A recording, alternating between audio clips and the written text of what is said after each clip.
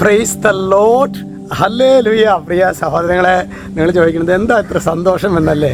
ഇന്നലെ പ്രിയ സഹോദരങ്ങളെ, ഇന്നലെ വൈകിട്ട് നമ്മുടെ കിഴിപ്പള്ളിക്കര ഇടവക, നിങ്ങൾക്കറിയാലോ, കഴിഞ്ഞ 5 വർഷം അച്ഛൻ കിഴിപ്പള്ളിക്കര ഇടവകയിലായിരുന്നല്ലോ.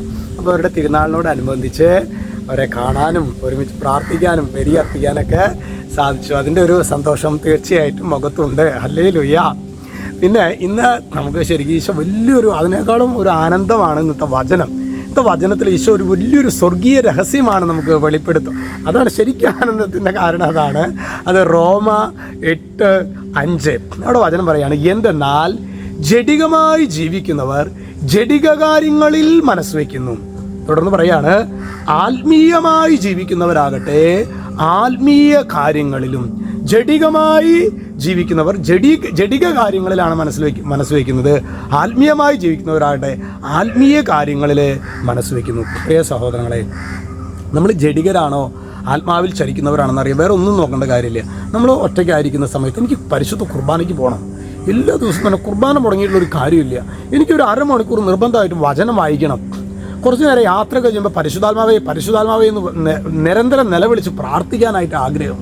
അതുപോലെ തന്നെ എനിക്ക് ആരോടെങ്കിലൊക്കെ ഒരു ദേഷ്യം വെറുപ്പൊക്കെ വരും, ദൈവമേ എനിക്ക് ക്ഷമിക്കാനുള്ള കൃപ തരണമേ, അങ്ങനെയൊക്കെയുള്ള, അല്ലെങ്കിൽ വിശുദ്ധരെ കുറിച്ച് പഠിക്കാനുള്ള ആഗ്രഹം, അങ്ങനെയൊക്കെ നമുക്കൊരു ഉള്ളിൽ. അതിൻ്റെ അർത്ഥം ആത്മീയമായ കാര്യങ്ങളെക്കുറിച്ചുള്ളൊരു പരിജ്ഞാന ആ വ്യക്തിക്ക് ഉണ്ടെന്നാണ്, എനിക്കുണ്ടെന്നാണ്.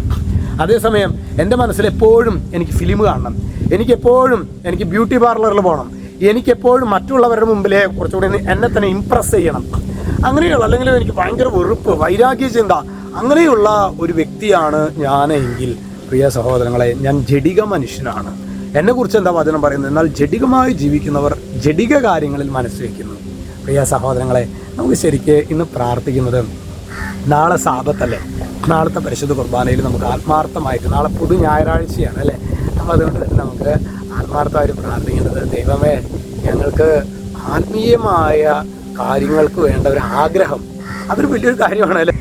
അപ്പോൾ നമ്മൾ ഒരു ഭൗതികമായ ഒരു കാര്യം, ഉദാഹരണത്തിന് നമുക്ക് ഇച്ചിരി സ്വർണ്ണം, നമ്മുടെ ഇന്ന് കുർബാനയ്ക്ക് പോകുന്നവർക്കൊക്കെ ഒരു 1/2 കിലോ സ്വർണ്ണം കൊടുക്കുന്ന ഒരു അനൗൺസ്മെൻറ്റ്, 1/2 കിലോ അല്ല, ഒരു 1/2 ഗ്രാം സ്വർണ്ണം കൊടുക്കുന്നു എന്ന് പറഞ്ഞാൽ എന്തായിരിക്കും അല്ലേ, തള്ളിക്കയറ്റായിരിക്കും കുർബാനയ്ക്ക്. അപ്പോൾ ശരിക്കും അത് ഭൗതികമായ കാര്യത്തിന് വേണ്ടിയുള്ള ഒരു ആഗ്രഹം അല്ലേ.